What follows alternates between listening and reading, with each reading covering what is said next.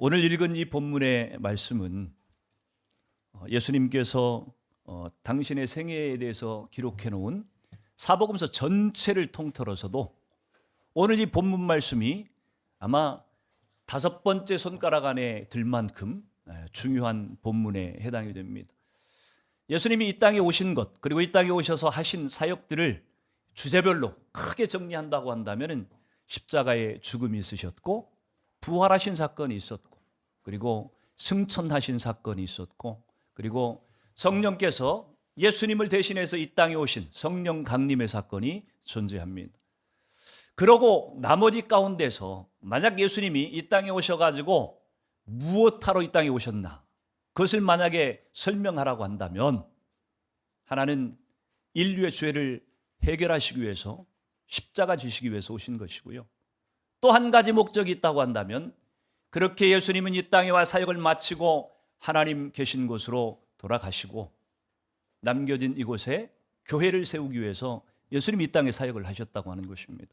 그래서 예수님께서 교회를 세우기 위한 것이 예수님의 사역의 중요한 목표 중에 하나였다고 하는 것을 감안한다면 오늘 이 본문 말씀은 아마 두 번째로 중요한 그런 말씀이 아닐까. 하나는 십자가의 죽음에 대한 것, 하나는 교회에 대한 것, 이것이 중요한 핵심이 아닐까 하는 생각이 듭니다. 아무튼 간에 오늘 예수님이 도착하신 곳을 어디라고 지금 얘기를 하고 있냐면 가이사랴 빌립보라고 하는 지역이라고 지금 얘기를 하고 있습니다. 여러분, 신약 성경에는요, 이 가이사랴라고 하는 지명이 두 군데가 등장을 합니다. 여러분이 기억에 가이사랴가 혹시 기억나는 곳이 있습니까? 네, 이거 아시는 분들은 또 상을 드려야 되는데, 가이사랴가 성경에 두 군데가 등장을 하는데, 한 군데는 당연히 오늘 이 가이사랴 빌립보라고 하는 지역이고, 또 한 곳은 어디예요? 백부장 고넬료가 살았던 곳. 그렇죠? 여러분, 이 예수님이 돌아가시고 성령이 강림하시고 베드로가 이렇게 복음을 전하기 위해서 이렇게 다니고 있을 때 처음에 누구에게 복음을 전합니까? 유대인들에게 복음을 전해요. 그렇죠? 이 베드로는 유대인이었기 때문에 이 복음이라고 하는 것을 누구에게만 전해야 된다고 생각을 했냐면 유대인들에게만 전해야 된다고 생각을 했습니다. 그런데 어느 날 이 가이사랴에 살고 있는 백부장 고넬료가 환상을 보았어요. 환상을 보았는데 천사가 뭐라고 지시를 하느냐면은 저기 요바에 있는 피장 시몬의 집에 가서 베드로라고 하는 사람을 초청해 와라, 이렇게 말씀을 주셨어요. 그리고 그 다음 날 이 베드로가 유대인들에게 복음을 전하기 위해서 여행을 하고 있는 그곳에 도착을 했는데 그때 또 이 베드로에게 성령께서 환상을 보여주시는 거예요. 어떤 환상을 봤어요? 하늘로부터 보자기가 내려왔는데 그 보자기 안에 뭐가 들어있습니까? 하나님이 먹지 말라고 율법에 금하신 부정한 각종 짐승들이 그 안에 가득 들어있어요. 그리고 천사가 뭐라고 얘기합니까? 잡아먹으라, 그렇게 얘기를 합니다. 베드로가 뭐라고 대답해요? 못 먹습니다. 율법에 금한 것을 내가 어찌 먹겠습니까? 나는 어려서부터 이런 부정한 음식을 곁에도 두지 않았습니다. 거절을 해요. 그러기를 몇 번? 3번까지 했다고 얘기를 합니다. 그러고 나서 누가 도착을 해요? 이 백부장 고넬료가 보낸 종들이 이 베드로에게 와서 당신을 이 백부장이 청해 오라고 했습니다. 그래서 왔습니다. 심부름 왔습니다. 그렇게 전합니다. 이 둘이 만나요. 백부장 고넬료와 베드로가 만났어요. 그러고서 그들에게 고백하게 하시는 것, 특별히 베드로에게 하나님이 고백하게 하시는 것이 무엇입니까? 하나님께서 유대인에게만 복음을 전하라고 한 줄 알았는데 그게 아니고 이방인들에게도 복음을 전하라고 나를 부르셨구나.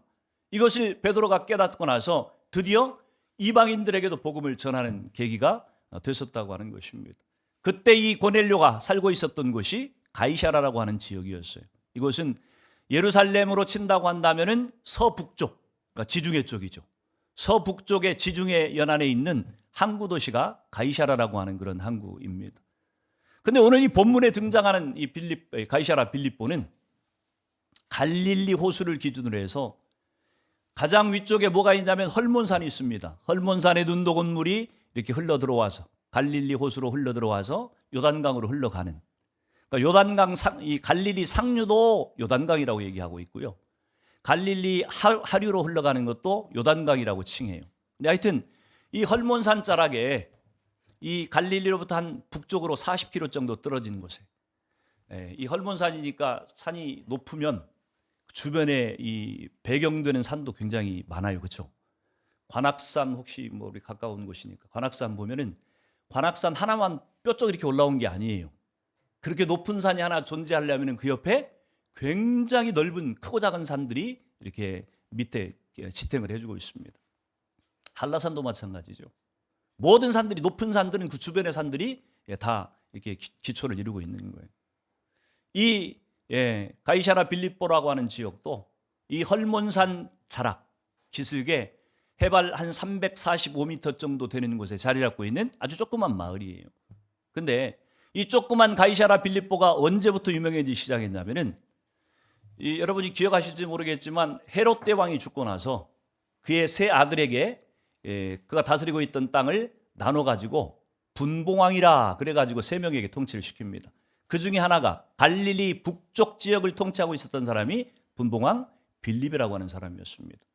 근데 이 빌립이 이 가이사랴 빌립보라고 하는 이 조그만 마을이 원래는 그 이름이 아니었는데, 이 분봉왕, 특별히 이 헤롯 가문의 사람들은 로마 황제에게 잘 보여야만, 아부해야만 살아남을 수 있는 사람들이에요. 그래서 어떻게든 황제의 환심을 사기 위해 가지고 노력했던 사람들입니다. 그래서 이 디베르 가이사, 로마 황제의 이름을 따가지고 그 동네 이름을 이 가이사라라고 지은 거예요. 근데 황제 이름도 넣고, 또 이런 사람들의 특징이 뭐예요? 나도 좀 드러내고 싶고, 그래서 자기 이름도 붙여가지고 빌립보라, 그래서 가이사랴 빌립보라고 그 이름을 지은 거예요. 그러니까 이곳은 유대인들이 살고 있는 지역이 아니고 이방인들이 살고 있는 지역입니다.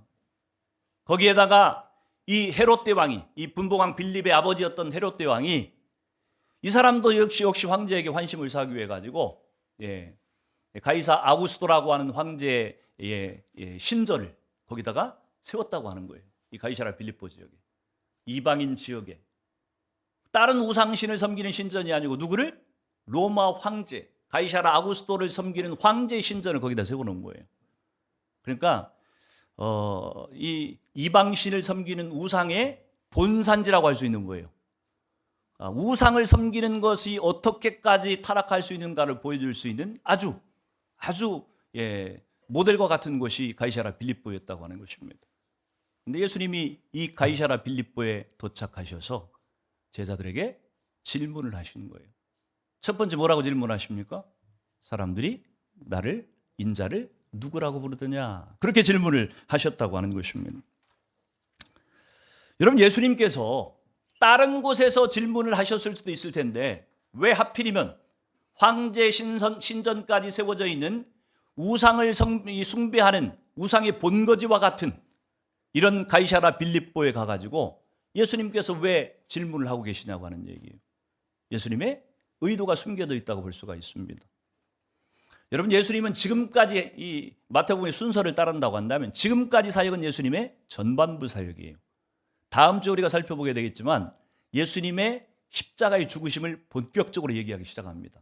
지금까지는 예수님의 십자가의 죽음을 감추었어요. 근데 이제 다음 주 말씀부터는 이제 드러내시기 시작해요. 다시 말해서 전반부 사역이 끝나고 이제 후반부 마지막 사역이 지금 시작되는 과도기 가운데 지금 예수님이 서 계시는데, 예수님께서 지금까지의 사역을 과정을 쭉 한번 더듬어 보고 점검하고 지금까지 당신이 했던, 가르쳤던 말씀들, 했던 어떤 이적들, 사역들, 이런 것들을 정리하는 차원에서 지금 묻고 있는 거예요. 내가 지금까지 이렇게 말씀을 전했고 이렇게 이적을 행했고 이렇게 놀라운 일들을 행했는데 그 결과가 뭐냐? 그 결과가 지금 어떻게 나타나고 있느냐? 이렇게 지금 묻고 있는 것이라고 해도 틀린 얘기가 아니라고 하는 겁니다. 제자들이 뭐라고 대답해요? 14절을 같이 한번 읽습니다. 14절 시작. 이르시되 더러는 세례 요한, 더러는 엘리야, 어떤 이는 에레미야니 선지자 중에 하나라 하더이다. 아멘. 사람들이 예수님에 대해서 어떻게 얘기하고 있는지를 지금 제자들이 대답을 하고 있어요. 사람들이 예수님에 대해서 어떻게 지금 인식하고 있다고 얘기하냐면은 타락한 신앙의 삶을 강력하게 질책했던 선지자 세례 요한의 모습을 예수님에게서 사람들이 보는 것 같습니다.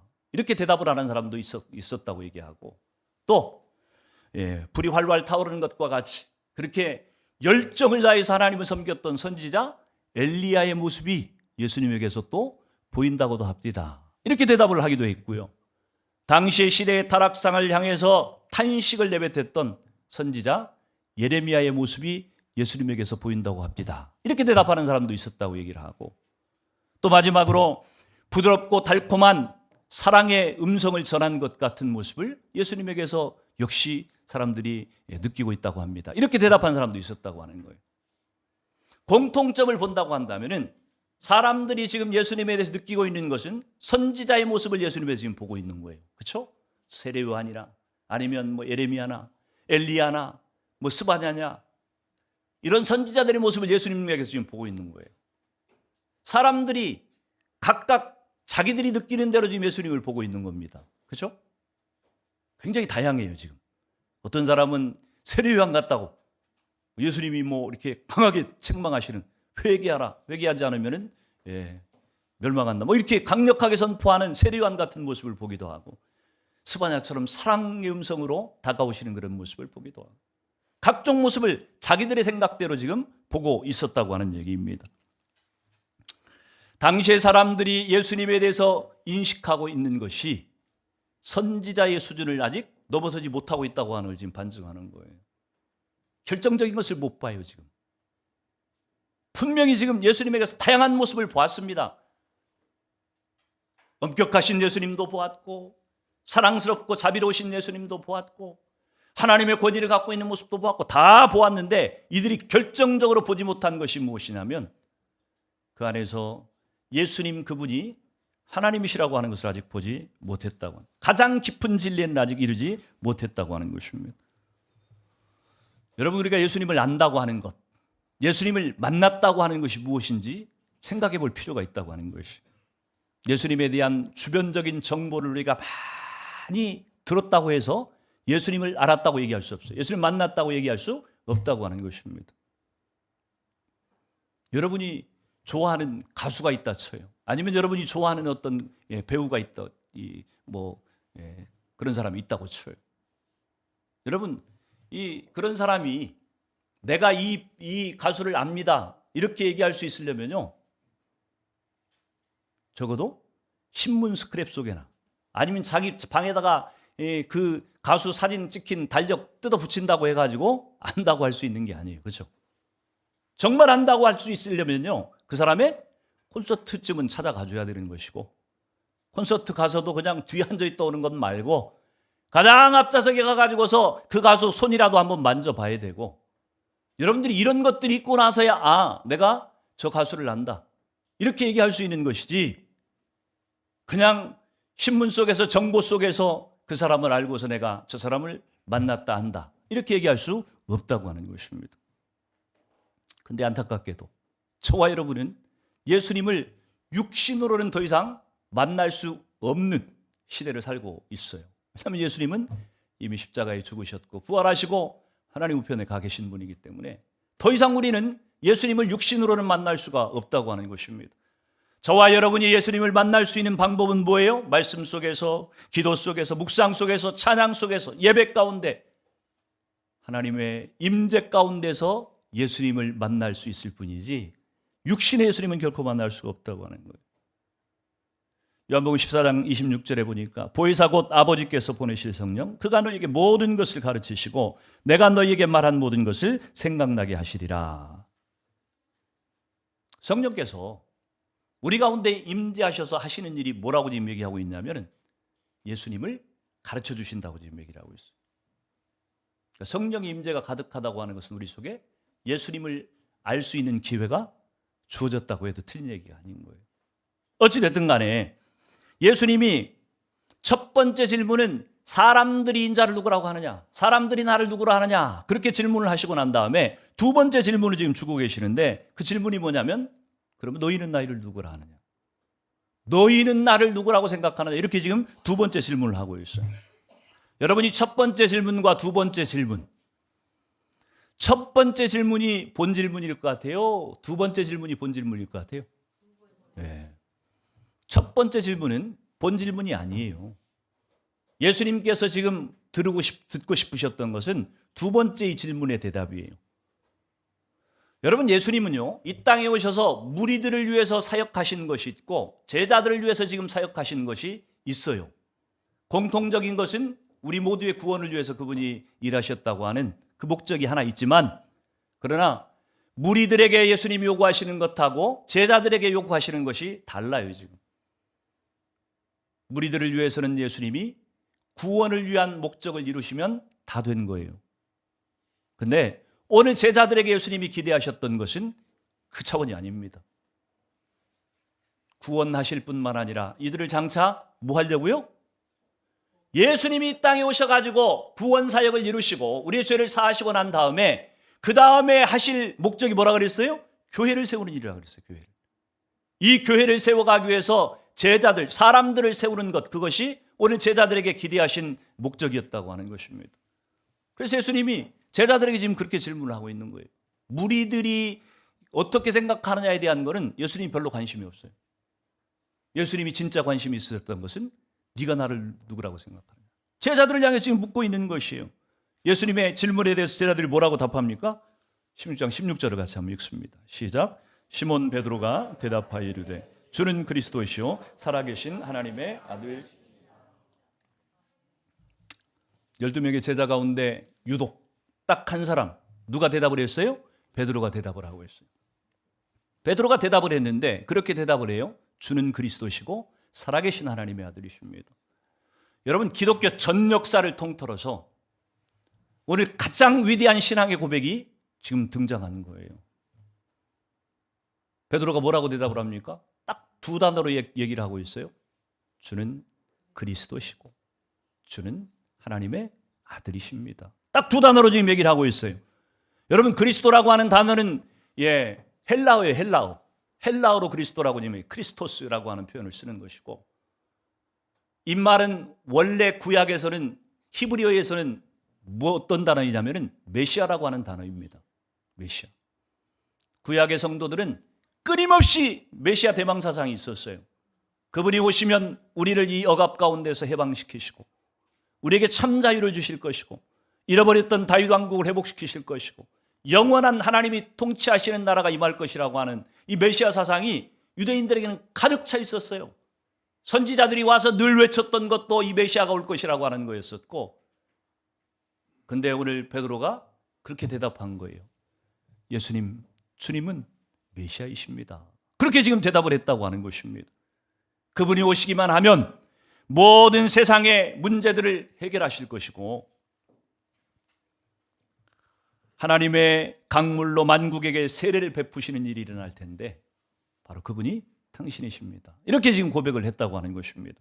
이어서 고백한 것은 당신은 하나님의 아들입니다. 이렇게 고백을 했어요. 지금 베드로는 그 시대 사람들이 갖고 있었던 예수님에 대한 인식의 차원을 뛰어넘는 그 고백을 지금 하고 있는 겁니다. 예수님에게서 신적인 요소를 지금 발견했다고 하는 얘기예요. 다른 모든 사람 무리들은 예수님에게서 사람의 수준에서만 이해를 하고 있는데 오늘 예수님에게서 이 베드로는 신적인 요소를 지금 발견했다고 얘기를 하고 있는 거예요. 아니, 당신은 하나님의 아들이십니다. 이 얘기는 당신이 곧 하나님, 전능하신 하나님 자신이십니다. 이런 고백하고 똑같은 얘기라고 하는 것입니다. 여러분, 예수님께서 이 베드로의 당신은 그리스도이시고 살아계신 하나님의 아들입니다 했던 이 고백을 예수님이 얼마나 기뻐하셨는지 지금 알 수가 있어요. 너무너무 흡족해 하시고 만족해 하셨다고 하는 것입니다. 왜냐하면 예수님이 이 땅에 오셔가지고 듣고 싶으셨던 유일한 말이 바로 이 말이었어요. 사람의 몸을 입고 와 계셨기 때문에 사람들이 자신을 하나님으로 받아들이지를 못했는데, 꿈에도 생각을 못했는데 오늘 이 고백을 누가 한 거예요? 베드로가 지금 하고 있는 거예요. 당신은 사람이 아닙니다. 선지자가 아닙니다. 당신은 하나님 자신입니다.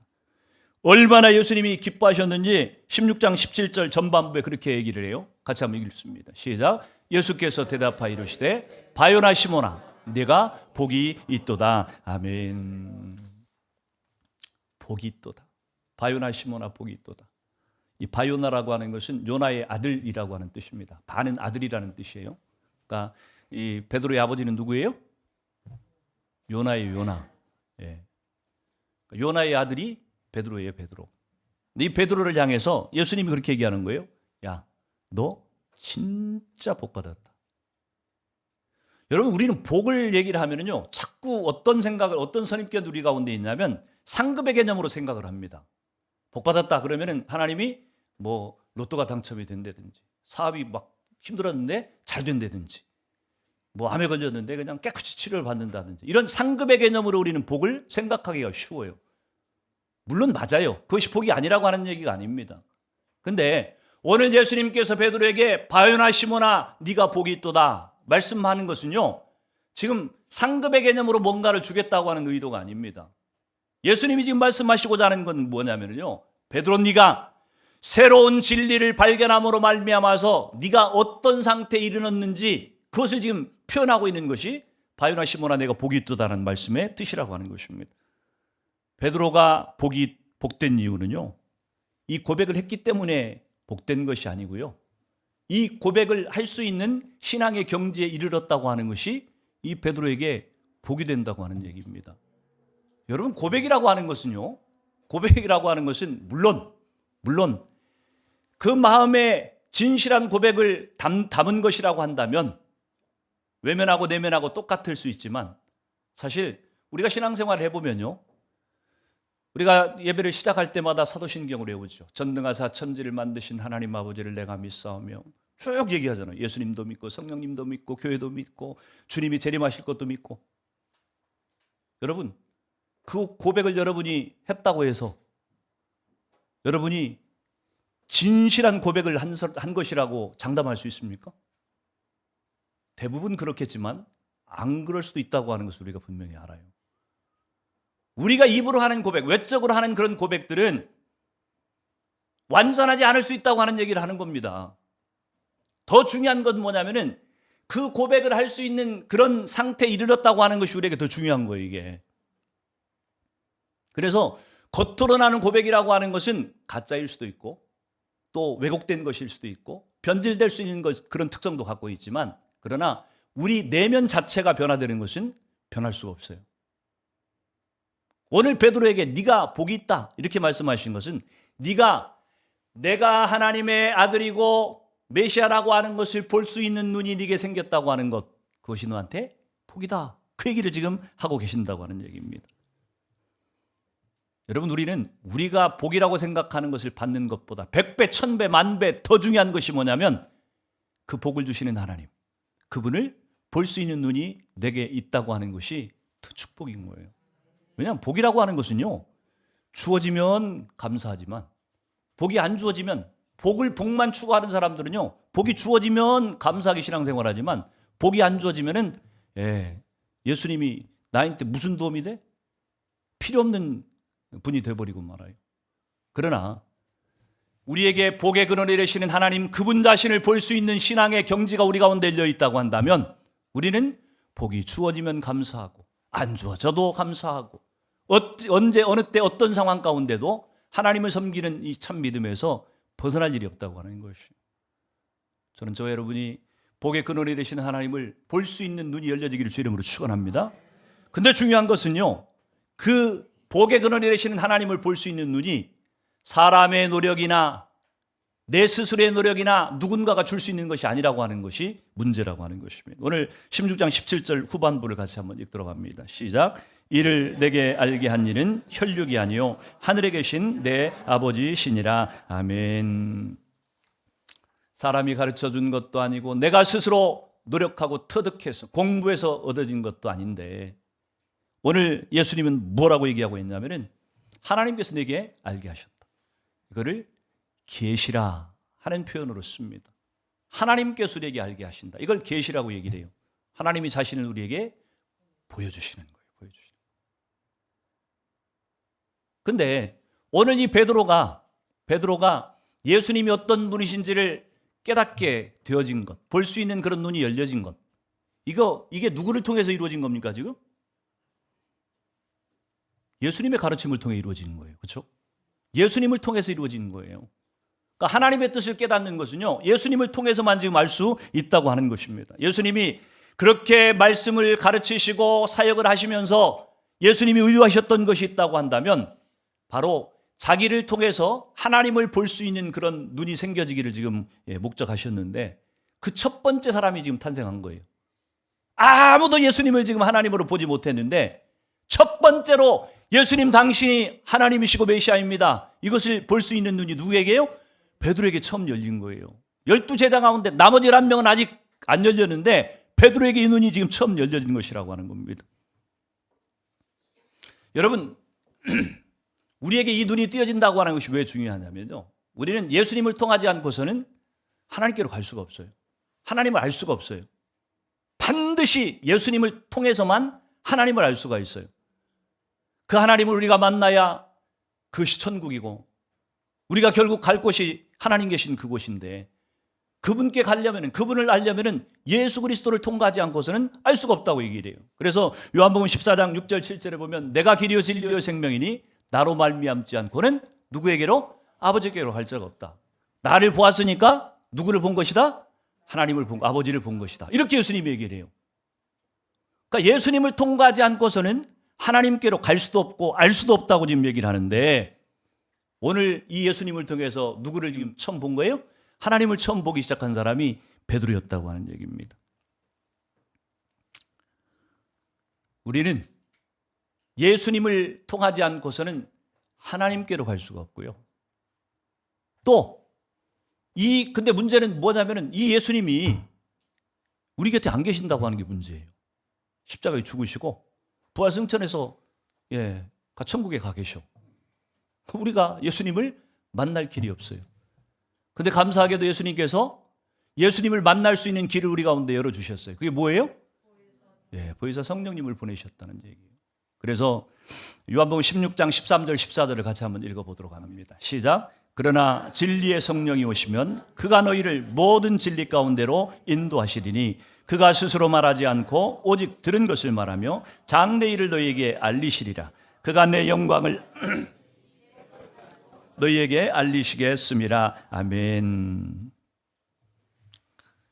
예수님께서 성령님을 보내신 이유는 딱 한 가지예요. 우리가 하나님을 알려면, 하나님께로 가려면 예수님을 통과해야 되는데, 예수님은 이 땅에 계속 계실 수가 없는 분이에요. 왜요? 하나님이시기 때문에, 영이 아니시기 때문에 아버지께로 가셔야만 됐어요. 가시고 난 다음에 우리 가운데 누구를? 성령을 보내셔서, 성령이 이 땅에서 우리 가운데 하시는 일은 딱 한 가지예요. 뭐예요? 예수님이 가르치신 것을 깨닫게 하시고 생각나게 하시고, 그래서 예수님을 알도록 돕는 역할이 성령께서 하시는 일이라고 하는 거예요. 여러분, 요즘 많은 이단들 가운데 하나님은 믿는다고 하는데 예수님을 믿지 않는 사람들이 있죠. 그걸 이단이라고 얘기를 합니다. 잘못된 종교예요. 그러니까 아무리 하나님을 잘 안다고 얘기를 해도 예수님을 모른다고 한다면 그 사람은 하나님이 아니라 다른 걸 알고 있는 거예요. 자기가 생각하는 하나님을 지금 알고 있는 거지, 성경에서 얘기하는 우리가 믿는 그 하나님이 아니라고 하는 것입니다. 그래서 이단이라고 얘기를 하는 거예요. 그러니까 성령을, 예수님을 인정하지 않아도 이단이고, 그 예수님을 알기 위해서는 반드시 누구의 역할이 필요해요? 성령의 역할이 필요한데, 그 성령을 모르는 것도 역시 이단이라고 하는 것입니다.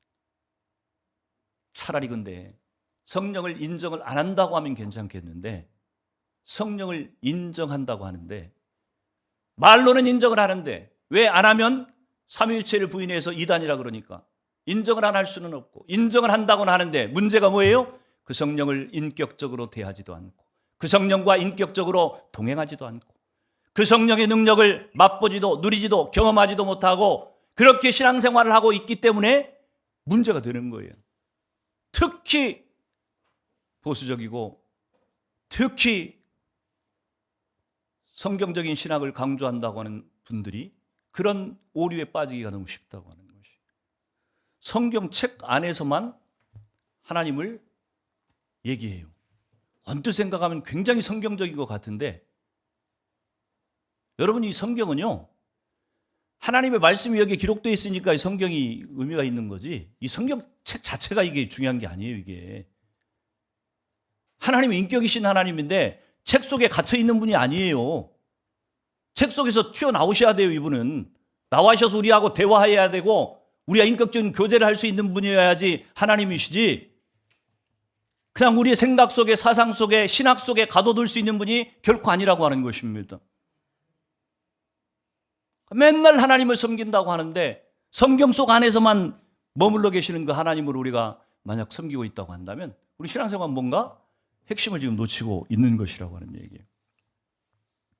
그래서 우리가 성령 없이 신앙생활을 한다고 하는 것은요, 어불성설이에요. 말이 안 되는 얘기입니다.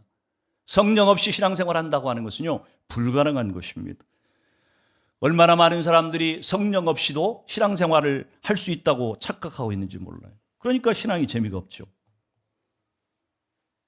그러니까 공부를 좋아하는 사람, 이런 사람들은 괜찮아요. 왜? 공부에서 만족을 하는 사람들이니까 열심히 성경 연구하고 신학 지식을 쌓아가면 거기에 만족이 있다고 생각하니까. 근데 공부를 별로 안 좋아하는 저 같은 사람은 거기에 절대로 머무를 수가 없어요. 신앙생활에 재미가 없어요. 왜? 하나님은 살아계신 분인데, 살아계신 하나님을 만나서 대화하고 교제하고 밥도 먹고 대화도 나누고 친밀하게 교제하고, 이게 신앙생활이어야 되는데 맨날 책 속에서, 성경책 속에서만 하나님을 만나고 있으니 신앙생활에 능력이 있을 리가 없잖아요. 저와 여러분들이 성령님을 인정하는 정도가 아니라 여러분의 마음과 삶을 통치하시는 하나님의 나라가 이 성령을 통해서 여러분 가운데 활발하게 생동감 있게 그렇게 움직이는 역사가 일어나기를 축원합니다. 예수님 베드로에게 두 가지를 지금 약속을 해주세요. 복이 있다고 얘기하시면서 두 가지를 약속을 해주세요. 18절을 같이 읽습니다. 시작. 또 내가 내게 이르노니 너는 베드로라. 내가 이 반석 위에 내 교회를 세우리니 음부의 권세가 이기지 못하리라. 아멘. 너는 베드로라. 여러분, 예수님이 베드로에게 별명을 지어줬죠. 뭐였어요? 예수님이 베드로를 처음 만나서 별명 지어줬던 게 뭐예요? 너는 개바라. 개바라. 개바가 이 반석이라고 하는 의미입니다. 바위라고 하는 의미예요. 그러니까 베드로의 별명이 바위였어요. 별명이. 그러니까 이 본문을 오해해서 해석해가 너무 좋은 거예요. 너는 베드로다. 그러니까 너는 반석이다. 내가 이 반석 위에 교회를 세우겠다. 그러니까 어떻게 해석하기가 쉬워요?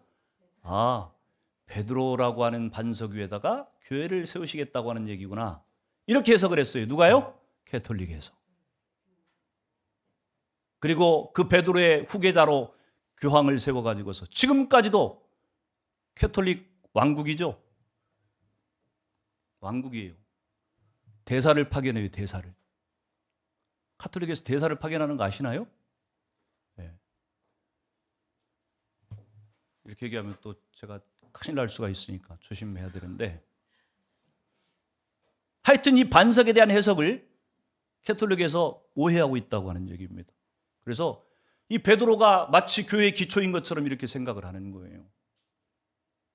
그러니까 그 베드로의 후계자로 자처하는 교황이 강력한 권세를 갖는 거예요. 그래서 교황의 한마디면은 하나님의 말씀에 버금가고 하나님의 말씀보다도 오히려 더 앞선다고 생각해요. 이게 캐톨릭의 실수입니다. 근데 우리 개신교에서는 그렇게 보지 않죠. 여러분, 성경에서 반석이라고 하는 단어를 사람을 지칭하는 것으로 사용한 적이 있다 없다? 없어요. 한 번도 없어요. 사람은 반석이라고 얘기할 수가 없어요. 그러면 왜 예수님이 이 베드로에게 너는 반석이라 이렇게 얘기했느냐? 그만큼 신뢰한다고 하는 의미에서 붙인 얘기지. 성경에서 바위라고 하는 이 반석이라는 단어가 사람을 향해서 쓰여진 적이 없다고 하는 얘기예요. 항상 반석은 하나님을 상징하는 표현이었어요. 그러면 무슨 얘기예요? 내가 이 반석 위에 교회를 세우겠다. 그 얘기는 무슨 얘기입니까? 하나님이 하나님 자신 위에다가 교회를 세우겠다고 하는 얘기인 거예요, 이게. 그러니까 이거를 이제 다른 말로 번역을 한다고 한다면 그런 얘기예요. 확대해서 해석한다고 한다면 베드로가 뭐라고 고백했어요? 주는 그리스도시고 살아계신 하나님의 아들입니다. 이렇게 고백했잖아요. 베드로가 고백한 그 내용이 뭐예요? 예수님이 하나님이시고 메시아라는 얘기잖아요. 그 고백 위에다가 교회를 세우겠다고 하는 얘기지, 베드로라고 하는 사람 위에다가 교회를 세우겠다고 하는 얘기가 절대 아니에요. 사람은 죄인이고요. 불완전한 존재입니다. 아무리 하나님이 실수를 하고 판단을 미스한다고 해도 어떻게 사람 위에다가 교회를 세운다고 하는 말을 썼겠습니까? 말도 안 되는 얘기죠. 하나님은 분명히 그 고백 위에, 베드로가 고백했던 주는 그리스도시요 살아계신 하나님의 아들입니다, 하나님 위에다가 그 반석 위에다 교회를 세우겠다고 약속하셨다고 하는 겁니다. 그러면서 예수님께서 그렇게 얘기를 하죠. 내가 이 교회를 세우리라. 주체가 누구예요? 주어가 누구예요? 예수님이에요. 예수님. 교회는 누가 세워가는 거예요? 예수님이 세워가는 거예요. 그러니까 우리도 실수하면 안 돼. 말이라도 조심해야 돼요. 그래서 뭐 우리 교회를 세워간다, 이런 표현 조심해야 돼요. 사실 조심해야 돼요.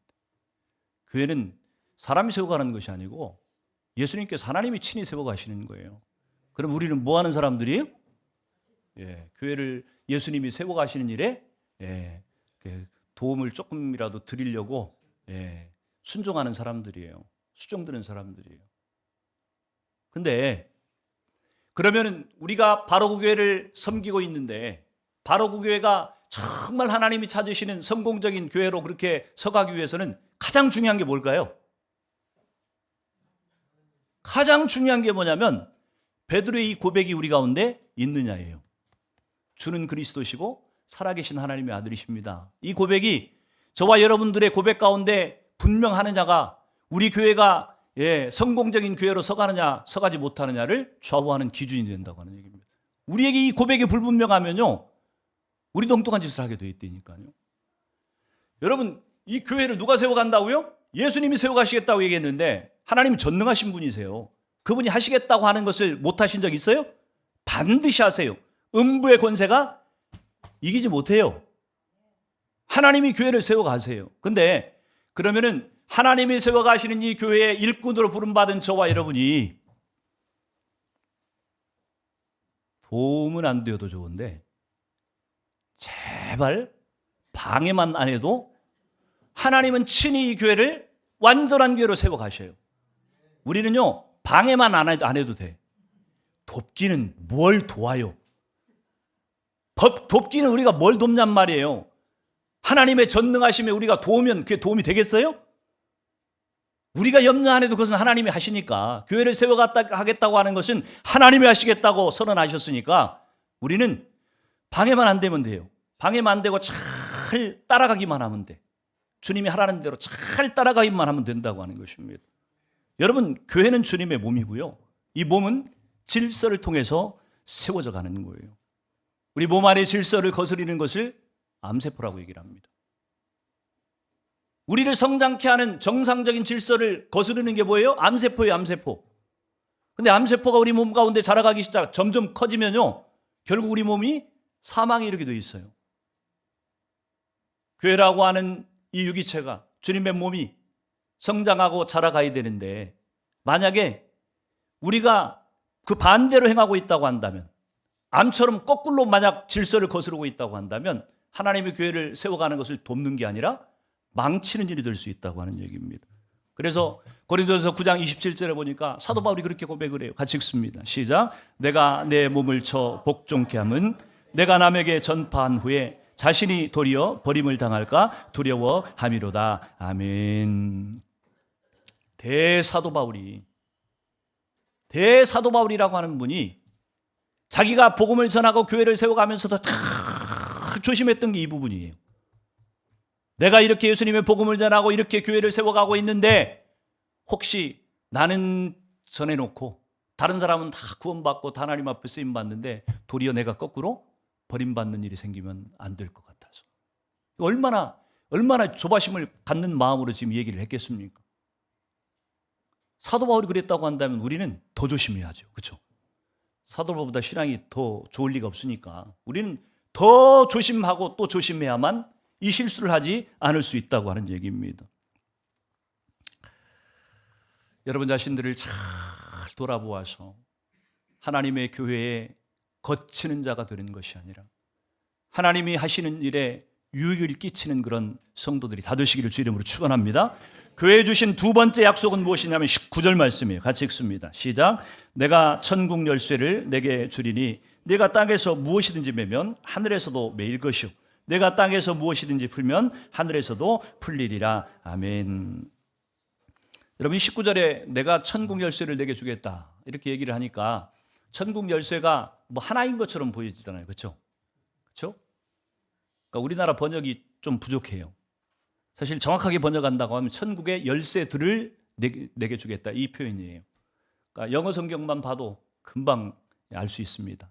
키라고 하는 단수를 쓰지 않고 키스라고 하는 복수를 쓰고 있어요. 이 유대인들이 천국의 열쇠들이라고 하는 이 표현을 들으면 이 사람들은 굉장히 익숙한 그런 표현이었다고 합니다. 무슨 표현이었냐면은 이 율법을 가르치는 사람들이 누구였어요? 누구였어요? 사두개인이 가르쳤습니까? 서기관들이잖아요. 서기관들. 어려운 단어가 아닌데. 율법 가르치는 사람들은 서기관들이었어요. 그래서 서기관들의 직무, 서기관들이 하는 일을 표현할 때 천국의 열쇠들이라고 하는 표현을 당시에 사용을 했다고 합니다. 근데 그럴 수밖에 없는 것이 이 서기관들은 율법을 가르치는 사람들이에요. 율법은 뭐예요? 하나님의 말씀이잖아요. 그러니까 하나님의 말씀을 가르치는 서기관들의 직무를 표현할 때 저 사람들은 천국 문을 열고 닫을 수 있는 권세를 가진 사람들이다. 이렇게 표현을 했다고 하는 얘기입니다. 근데 오늘 예수님께서 이 베드로의 고백을 들으시고 베드로에게 지금 그렇게 얘기를 하는 거예요.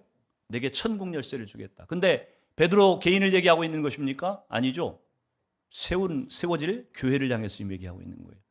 교회에 내가 천국 열쇠들을 주겠다. 여러분 교회가 뭡니까? 교회가 뭐예요? 예수 그리스도를 주는 그리스도시요 살아계신 하나님의 아들이십니다. 이렇게 고백하는 자들이 모인 곳을 교회라고 얘기해요. 저와 여러분 한 사람 한 사람이 교회이고 우리가 모인 것이 교회예요. 이게 교회예요. 그러면 이 천국의 열쇠들을 누구한테 줬다고요? 교회에게 준 것이고 궁극적으로는 그 교회에 신앙 고백이 분명한 성도들 우리 한 사람 한 사람들에게 이 천국 열쇠들을 줬다고 하는 얘기입니다. 천국 문을 열고 닫을 수 있는 그 열쇠를 누구에게요? 교회에게 성도들에게 주셨다고 하는 얘기예요. 여러분 우리에게 주어진 사명이 얼마나 막중한지 모른다고 하는 것입니다. 마태복음 13장 52절에 보니까 예수께서 이르시되 그러므로 천국에 제다된 서기관마다 마치 새 것과 옛 것을 그 곳간에서 내오는 집주인과 같다. 율법을 가르치는 서기관들이 천국 문을 열고 닫을 수 있는 권세가 있었던 것처럼 내가 너희 교회들에게 너희 성도들에게 이 천국 열쇠들을 주겠는데 너희들이 앞으로 그 역할을 감당하게 될 것이라고 하는 얘기입니다. 여러분 우리가 성도가 되었다고 하는 것, 우리가 그리스도인이 되었다고 하는 것, 우리가 교회가 되었다고 하는 것은요 엄청난 의미예요. 세상 사람들이 이 한국에 있는 교회들을 보면서 별 볼 일 없는 교회들, 쭈그러진 교회들, 능력도 없고 별 볼 일 없는 교회들, 여러분 혹시 이렇게 생각한다고 생각할지 모르겠지만 실제로 세상 사람들은요 교회를 엄청 두려워합니다. 두려워할 수밖에 없어요. 왜요? 결정적인 순간에는요 지들의 살고 죽는 모든 문제가 어쩌면 우리에게 달려있을지 몰라요. 우리가 전해주는 복음을 듣고 우리가 전해주는 생명의 말씀을 듣고 저들이 구원받는 것이지 지들이 노력하고 돈 많이 번다 그래서 구원받을 수 있는 게 아니잖아요. 우리에게 그것이 권한이면서 특권이면서 동시에 사명이고 책임이기도 하는 거예요.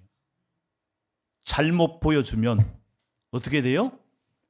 세상은 우리가 보여준 대로 보고 우리가 들려준 것들을 듣고서 예수님에 대해서 천국에 대해서 이해하게 될 텐데 우리가 잘 보여주면 다행스러운 일인데 만약 잘못 보여주면 어떻게 돼요? 우리의 책임이 없지 않다고 하는 것입니다. 세상이 이 모양 이 꼴이 되어가고 있는 것이 우리 교회와 우리 그리스도인들의 책임이 없다고 얘기할 수 있다 없다? 없어요. 우리의 책임이 크다고 하는 것입니다. 두려움으로 우리가 하나님 앞에 서야만 돼요. 정말 저 여러분 가운데 예수님이 우리의 고백을 들으시고 이 반석에다 교회를 세우겠다. 그렇게 예수님이 약속하셔서 세워진 교회고 성도라고 한다면 우리에게 분명한 책임이 따르는 것이에요. 우리가 고백한 대로 살아가야 될 책임과 사명이 우리 가운데 있다고 하는 얘기입니다. 주는 그리스도시고 살아계신 하나님의 아들입니다. 고백은 그렇게 입으로 하고 있는데 우리의 삶에서 보여주는 것들은 만약 그것과 서로 다른 모순된 그런 삶을 살아가고 있다고 한다면 우리는 세상을 향해서 잘못된 사인을 보내고 있는 거예요. 오히려 그들이 천국을 알고 예수님을 아는데 자꾸 시야를 가리고 왜곡시키는 그런 실수들을 우리가 하게 된다고 하는 것입니다. 사랑하는 성도 여러분, 올 한 해를 여러분이 살아가시면서 우리를 교회로 부르신 것은요, 그냥 와서 주일날 한 번씩 와가지고서 은혜 받고 그렇게 가서 혼자 행복하게 신앙생활하고 부르는 것이 아니에요. 저와 여러분이 그 고백을 하게 하신 하나님의 그 뜻이 우리 가운데 어떤 목표를 향해서 가야 되냐면 아직 그 천국을 알지 못하고 아직 그 예수님을 알지 못하고 여전히 죄악 가운데서 방황하고 있는 영혼들에게 바른 길을 보여주고 제시해야 될 책임이 저 여러분 가운데 있다고 하는 것입니다. 우리가 그 예수님을 잘 보여주면 그들은 조금 더 쉽게 예수님을 만날 것이고 조금 더 쉽게 천국을 이해하게 될 것이고 우리가 만약 헷갈리게 하고 잘못 보여주면 그들은 헤매게 되어 있어요. 시간이 걸리게 되어 있어요. 저는 올 한 해 여러분들의 모든 신앙생활, 여러분의 삶과 여러분의 모든 모습들을 통해서 여러분 속에 있는 이 천국이 여러분 모시고 섬기는 예수 그리스도 그분이 세상 가운데 잘 증거되고 가장 바르게 증거되고 가장 온전하게 증거되는 그런 삶을 살아갈 수 있기를 주 이름으로 축원을 드립니다. 같이 기도하도록